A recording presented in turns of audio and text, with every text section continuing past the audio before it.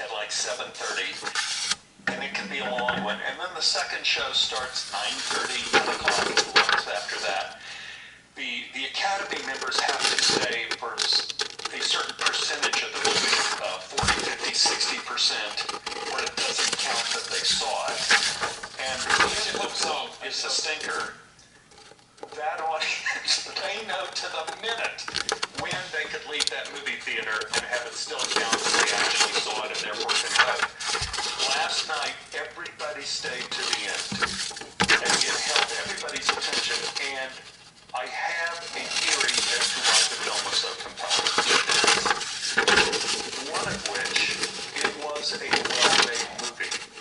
And you don't see a lot of those that are really Aristotelian in their form, that there's unity of time, place, and subject matter. This movie took place over 24 hours in a very confined area with a single group of characters that had a beginning, middle, and end, that kind of thing.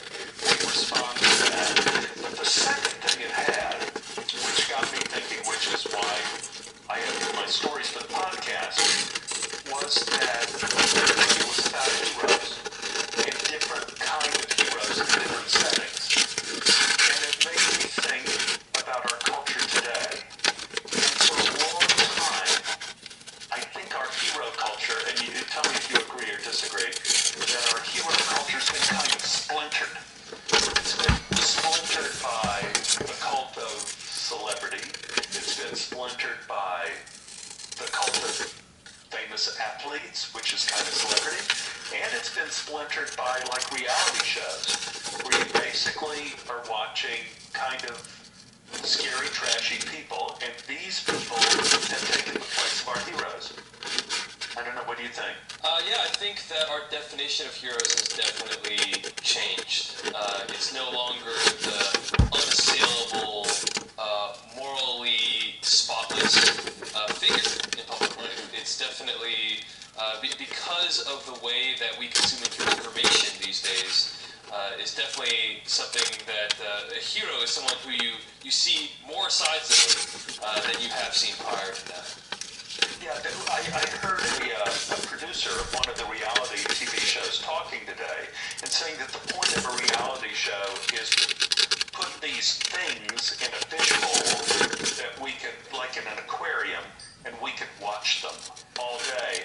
And I think the relationship of the viewer with the hero was a much more active and positive relationship than watching a starfish in the aquarium or the famous snails eating the sludge at the bottom of the tank there. If I may, I was remembering my first encounter with heroism, and I think you may be too young. Do you remember Davy Crockett? I do remember Davy Crockett because when I was in elementary school, people used to call me Davy Crockett all the time. As kind of like a teasing thing, although I learned later on that it actually isn't that big of a tease because Davy Crockett had some good qualities. Yeah, when I grew up, which was, I was born in 51, Davy Crockett became popular like in the mid-50s, and it was ably represented by Mr. Fess Parker on the Walt Disney television program, or it was a miniseries or a movie or something, whatever it was. I don't think at that time it was called Disney's Wonderful World of Color yet, because at that point the world was still pretty much in black and white. This was in, like I said, the early 50s, and it was a time that was so simple and so innocent that if you could time travel back and run an episode of Shot of Love with Leela Tequila, millions of Americans would have been certain that they died in their sleep and had gone to hell. Now, simplicity, I want to clear this up, simplicity does not mean simple-minded. It just means that we didn't have cell phones or computers or automatic transmissions, and we thought wrestling was real. We liked our symbols like we liked our scotch, straight up. And Davy, at least for me, was a symbol. He wore the signature coonskin cap, and he lived in the woods with his wife, Betsy. And he had a friend, Bud Epson, in a pre-Jed Clampett role. And through some trick of Hollywood precognition, Ebsen in the role of Georgie was costumed almost exactly like Jed Clampett. Now, Davey was a great shot with the rifle, always. But when he wanted to shoot really well, he would lick his thumb and transfer the spit to the metal gun sight at the end of the barrel of his rifle. And I would use this technique when I was 5 and I played Cowboys and Indians. I would carry an imaginary rifle and I would lick my thumb and swipe it across my imaginary gun sight whenever I wanted to ensure real accuracy with my imaginary bullets. I remember my father bought me a coonskin cap, and I almost broke down in tears. I was so happy, and to this day, I would rate that as one of the top 5 gifts I ever received. The cap and I were inseparable, and if you look at most pictures taken of me when I was 5 or 6 years old, it will have me in that hat. And the hat, as I said, was more than a fashion statement. It, too, was a symbol. It was a symbol of heroic life, of rugged individualism, of personal skill, of manhood. On television, Davey had to combat men that might think. Now, you knew these were bad guys because they had unappealing names and they never shaved. Shaving was a big part of heroism. One contradiction to the shaving rule was the comic sidekick. For men like Buddy Ebsen and Gabby Hayes, they had spotty personal hygiene. It was an indication that despite how appealing they were on a personal level, they had not really achieved full hero status. On television, Davey once had to hypnotize a bear to save a little boy. Now, even though Davey had a knife, he had a gun, he knew that violence was not always necessary and not always the best way. Not when you had the powers of hypnosis. And he knew the ways of the bear almost better than the ways of man. Like most men, Davey was uneasy on the dance floor, but his wife Betsy, she didn't mind. She knew that learning bear hypnosis took time. Davey could muster an awkward two-step, and there were many endearing shots of Betsy and Buddy Ebsen smiling and shaking their heads at his poor but earnest attempts on dance night. I don't know if you know this, but also in the show, Davey went to Washington, D.C. as a congressman from Tennessee. And they all made fun of his clothes, especially the coonskin cap, because he was little more than a savage to those blowhards whose whole idea was like walking into an airplane propeller. None of us were really prepared for what the Alamo was. So the movie began innocently enough, and there were bears, and there was Betsy, and there were razzling matches, and there was displays of gunship with the signature licking of the thumb and transferring the spit to the gun sight. There were unshaven, rude men who were bested by Davey.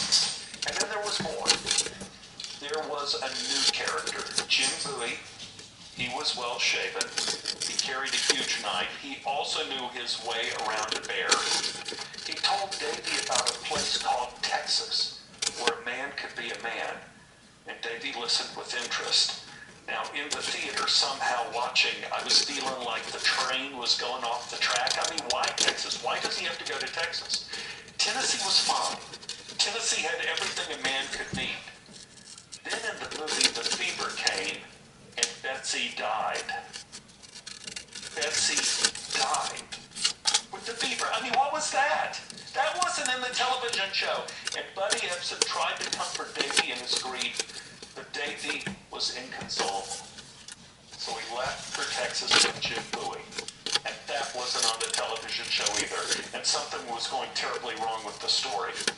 Davey got to Texas, and frankly, it was not very scenic. It looked an awful lot like the deserty areas of Southern California. And there were no bears, and there were no forests, and what was worse, there were Mexicans. And the Mexicans were in control of Texas, and almost none of them shaved. Davey ended up in a little mission church called the Alamo with a lot of other men. The cleanest of all those men was William Travis. And he was almost a sissy, he was so clean. He told the men that Sam Houston was trying to get an army together to defeat the Mexicans, and they had to stall the onslaught of Santa Anna at all costs. All costs. My 5-year-old brain could not grasp the significance of all costs. The Alamo was not a good arena for Davy's skills. He couldn't use stealth, he couldn't wrestle, bear hypnosis was useless. He was trapped in this little building and my anxiety level was rising. But then, hooray, Buddy Ebsen showed up again in the movie, full of irony and good humor, and his unexpected presence gave me a false sense that everything was going to be all right. But it wasn't. Buddy Ebsen got shot in the heart, and he died in Davy's arms. And as he died, he tried to muster a smile, ironic to the end, and with his last breath he said, "I'll say hello to Betsy for you." And I remember sitting in the theater and I burst into tears and my 5-year-old heart was breaking. This was not what I had bargained for when I bought my ticket. Buddy Ebsen, the very soul of decency and rural humor, was dead. And it was going to get much worse. The Mexicans stormed the wall. Davy and Jim Bowie fought back, and a pile of Mexicans were forming at their feet, and the camera started to pull away. And I'm going, what? The camera pull away is what always happened at the end of a movie. This couldn't be the end of the movie because Davy could not survive this. How could Disney do this to me? This wasn't just the end of the story. This was the end of a hero, of a coonskin cap. It was the end of someone I could look up to, something that had real meaning. It was the end of decency, of reason, and plain speaking. It was the end of bear hypnosis, and all those mountain skills were lost to the dusty books of time. And without my hero, what would fill the void? Some of my friends had to wait for Star Trek. Others had to wait for Star Wars. Other poor souls still numbly play with the remote, switching between American Idol and Survivor, hoping against hope for something to replace the coonskin cap. And two rival thoughts came to my mind. One comes from Bertolt Brecht's play Galileo. The play ends with Galileo renouncing his findings, and a disheartened observer comments, "Unhappy is the land with no heroes."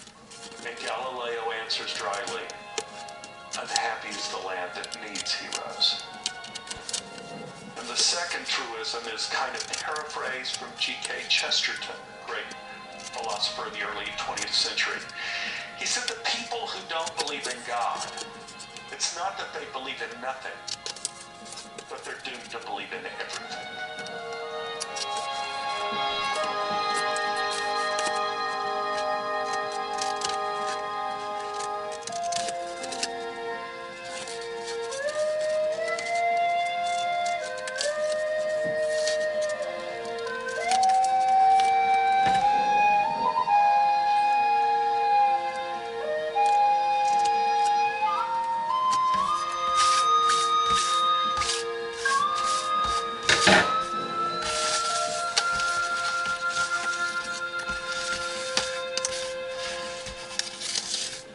Under the category of those doomed to believe in anything, in March of 1978, there was an amazing story which emerged from Southern California. The story began simply enough as the escape of a pygmy hippopotamus from a San Diego wildlife park. But this story grew and grew until it gripped the nation. Now, almost 30 years later, this entire event has seemingly vanished into the ash bin of history. In fact, I talked to some people today who live here in California. They don't remember this at all. But this was such a powerful time that I lived through, that I felt that this history was worthy of resurrection. So, to begin with, one must cast one's mind back to the sunny days of the late 1970s. Jimmy Carter was president. He was advocating multiculturalism and the neutron bomb. And if you don't remember, the neutron bomb was a weapon that Carter promoted that killed people but left the buildings intact. True to is still in the housing business. Multiculturalism is still with us, albeit in a mercifully limited form. Its main expression today is the kind of takeout food you can get in Los Angeles and New York, and the types of holidays celebrated in the Santa Monica School District. But back in the late 70s, there was a deep belief that multiculturalism could catch on, like folk music in the 60s. And in that theater, there was an attempt to find something African to bring to America. And it wasn't going to be the slave thing this time. And we didn't care for the famines, the genocides, and the plagues. But just about everybody was in agreement over the animals. We loved the animals. The problem was we already had zoos. So what do? The answer, no cages. We let the animals roam free like in Africa, and thus the wildlife park was born.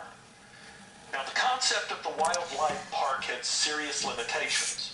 The animals were dangerous, so the parks could not be near major population centers. And it had to cover a large area to accommodate grazers like rhinos, giraffes, and antelope.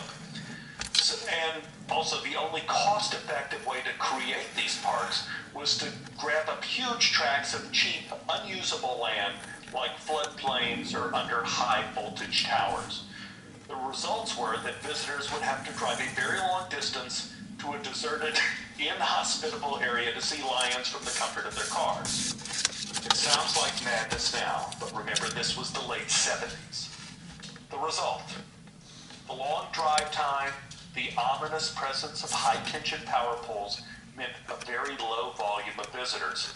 Consequently, the absolute bottom line dictated that the staff be cut to a minimum, and the people who were willing to deal with lions in the wild and 50,000 volts often had personal problems, like heavy drinking. Combine this with being in the middle of nowhere, having a huge perimeter, you have the perfect prescription for a breakout. These parks were always susceptible to animal breakouts. True story, a band of chimpanzees escaped in Arlington, Texas, lived off of garbage for a few weeks, and it was the subject of many crude jokes about the future birth rates in the area. Sure, yeah. The police weren't laughing. They had set up drag nets to haul in the monkeys, and it was rumored that not all of the chimps were caught. In fact, last time I was in Dallas, which was just a few months ago, there was still an article in the paper about the chimp sighting. And deep in my heart, I'm waiting for some time in the future when the ravenous bands of monkeys will descend on Fort Worth. But that's just my own dream. In San Diego, back in the 70s, it was a single pygmy hippo named Bubbles. Bubbles made her break for freedom. Bubbles escaped into the nearby suburbs and also lived on trash. And the story barely caused a ripple. After all, it was a single little hippopotamus. He or she could not get very far. But after a week, Bubbles was still free, and the Los Angeles papers started carrying the story. Bubbles eludes capture again. Wildlife officers bamboozled by Bubbles. They had followed their trail. They anticipated the next garbage cans they thought she would raid, but she defied expectations again and again and again. She would double back, she'd jump ahead, she'd revisit old garbage cans right before garbage day. It was like she had inside information. They needed help. They brought in a hippo expert from the San Diego Zoo. And this is one of the top zoos in the world. Interviews on television confirmed what we were all starting to suspect. Bubbles was one smart hippo, and the imagination of the nation was captured. If there's one thing that runs deep in the human soul, if there's one thing that Disney can count on, is that we are all suckers for smart animals.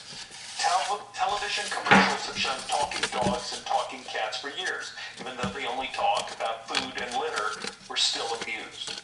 The staple of the sitcom has historically been the pet that was smarter than the rest of the family. I mean, take a look at Family Guy. That's, carried to an extreme. Right?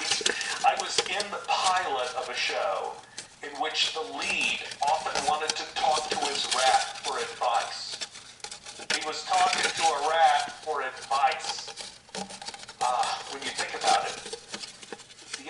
if the only issues that concerned us were really food and comfort, why not listen to your dog?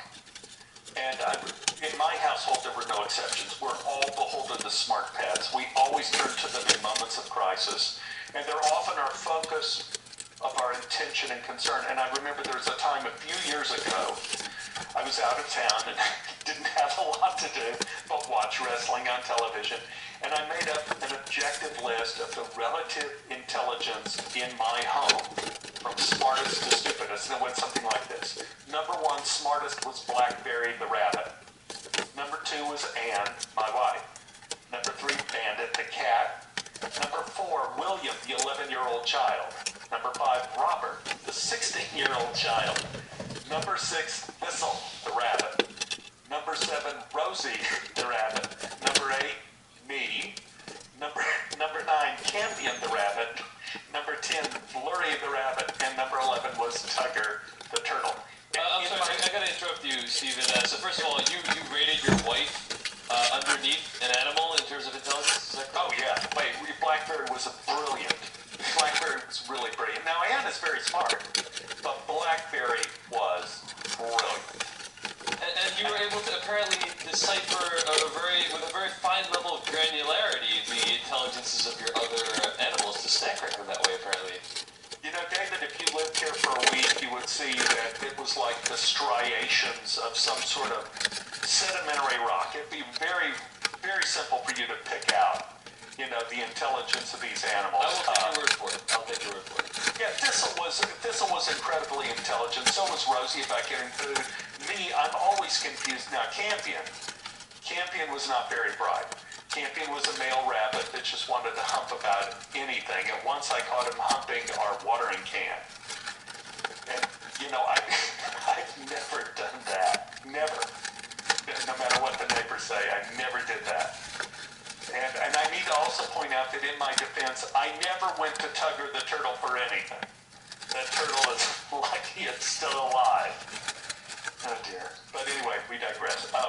My point was that Bubbles was not only a smart hippo, but a hippo that was smarter than several humans, including a hippo expert. And that's the deal. It was getting a little Spielberg-esque when the animal's smarter than the animal expert. And she was becoming a folk legend. Now, the locals whose trash cans were knocked over and looted now were being interviewed by San Diego TV news stations, and they were like instant celebrities. And Bubbles' charm was evident for these people when they were actually laughing and smiling while they were cleaning up the mess in their back alleys. And the guys go, well, we heard a noise. We thought it was kids or something, and now they tell us it was a hippopotamus. I don't know. Sounds crazy to me. Anyway, the articles about Bubbles now started appearing on the front page of the papers all over California. Day 12, Bubbles eludes capture again. Apparently, there was a system of swamps that Bubbles was ducking into as a home base. And the park rangers just didn't have the manpower to cover such a large area, and there was simply too much garbage to cut off Bubbles from a food supply. So the situation was getting out of control. That's when the San Diego Sheriff's Department stepped into the picture. Their solution? Shoot Bubbles. After all, Fish and Game couldn't handle the problem, and the park rangers couldn't handle the problem. No matter how cute the pygmy hippo was, it was still a wild animal. During the sheriff's interview, they showed file footage of a high-powered rifle being loaded with really, really long bullets. Now there was an outcry. There was an explosion.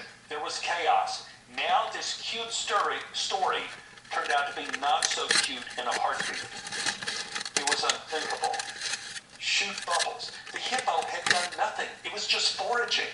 It had displayed no hostility. It was just had a taste for trash. The midnight raids were amusing. It was almost a bragging point that you were ransacked by Bubbles in the night. It was like hearing Santa on your roof on Christmas Eve. And now they're sending in lethal force. What is wrong with the world? So the story went national. Animal rights activists had a real cause, finally. People who had never protested anything, people who had missed out on Vietnam, now were getting ready to march. Phone calls started coming into newspapers, television stations, houses of government. The assassination of Bubbles was put on hold. There was an emergency meeting. Police met with government officials. They met with animal experts, and a new plan was hatched. Here's the plan. A trap was going to be set. A tranquilizer dart would be used. If the tranquilizer dart didn't work, well, then a dozen armed police would be ready to finish the hippo off. I remember that day. I was doing children's theater, and our little cast was driving in a carpool to our first school. And all we could talk about in the car was Bubbles. The subject was totally consuming. It was touching on some archetypal nerve connected to the metamorphic midbrain. I don't know, the kind of, I think they say the lizard part of our brain is like somewhere in the brain stem. And I think that's where we were all hooked up. The thought that responsible people would consider shooting Bubbles as a first option chilled us like the witch in Snow White. Well, the memories of Davy Crockett and the abuse of Disney Corporation were now hanging silently in the air. Could such horrors be possible in a good world? Could such viciousness exist in a world of decent people, looked over by a just and benevolent God? I was the voice of optimism. Uneasily, I told my friends in the car, hey man, these things don't happen. Animal park people and the zoo people, they're in charge. This was just news. You know, they'll use the tranquilizer dart. And just the thought of the tranquilizer dart gave us comfort. All of us had grown up with Marlin Perkins and Mutual of Omaha's Wild Kingdom. Jim Fowler often used the tranquilizer dart. It was a good thing. He used it once to relocate some wild pigs that were tearing up a farm in Borneo. And once he even used it to get a Bengal tiger to the animal dentist to have its teeth cleaned. And that was about as close to a sure thing that exists in the world. Bubble would be tranquilized, she would be fine. In San Diego, the trap was set. A pile of garbage was laid out by the waterside. Animal control officers were poised with a dart gun in hand a few yards away. Behind them, cops, armed with high-powered rifles. The stakes couldn't be higher. In Los Angeles, we performed at our first school. We ran out to the car afterwards to hear the news on the radio. Nothing. No word of Bubbles. The day wore on. No sightings, not a word on the radio. I got home, there was a news break, the early evening edition of the news on television. Bubbles was dead. My heart stopped. I went numb. I stared at the set stupidly, as one does when a decree comes down and there's nothing you can do about it. Bubbles was dead. I was so sick. I was so sad. I couldn't even cry. I sat on my bed, I held my pillow, and I watched the report.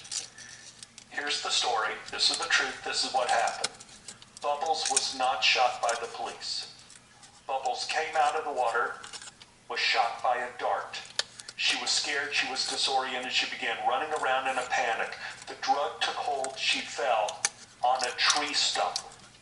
Animal control ran up to secure her, but she was heavy, she was very heavy, and the tree stump pressed against her diaphragm, and she suffocated before they could get her off of the stump. Now, the story gripped the world. Sorrow filled the hearts of everyone I knew. No one could speak. Believe me, we were numb. I've never experienced anything like this in my life. Children cried in school. There were moments of silence taken for Bubbles all across Southern California. The protesters who had marched in San Diego to save Bubbles now were carrying signs that said, Bubbles lives. And Bubbles, we will not forget. We watched the news. There was one middle school in San Diego that made a resolution to change their name to Bubbles Junior High School. The principal, who was clearly moved at the time, he had tears in his eyes, he said that the actions of the last few days had stirred the student body unlike any event in the school's history. An emergency meeting of the students and faculty was held, and the name change was voted on by acclamation. The principal was behind it all the way. The head of the student body was interviewed, and she said that they felt Bubbles embodied all of the traits they hoped to embrace in adulthood: intelligence, resourcefulness, and the desire to be free.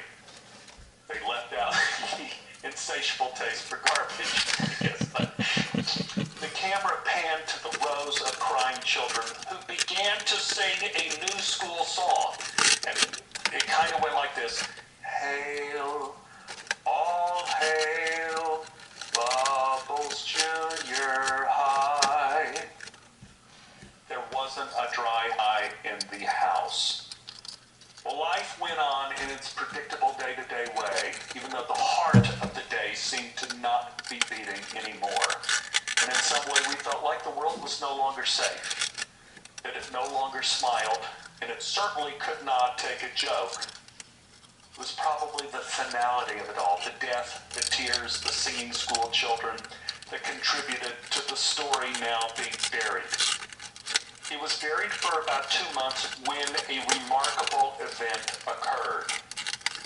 While tending the animals at the wildlife park, a worker noticed a pygmy hippo coming out of the water. While shoveling dung, he noticed that the hippo had an ankle bracelet. Now, all the hippos wore ankle bracelets with their name on it because to the untutored eye, and apparently to the tutored eye as well, one pygmy hippo looks like another pygmy hippo. He called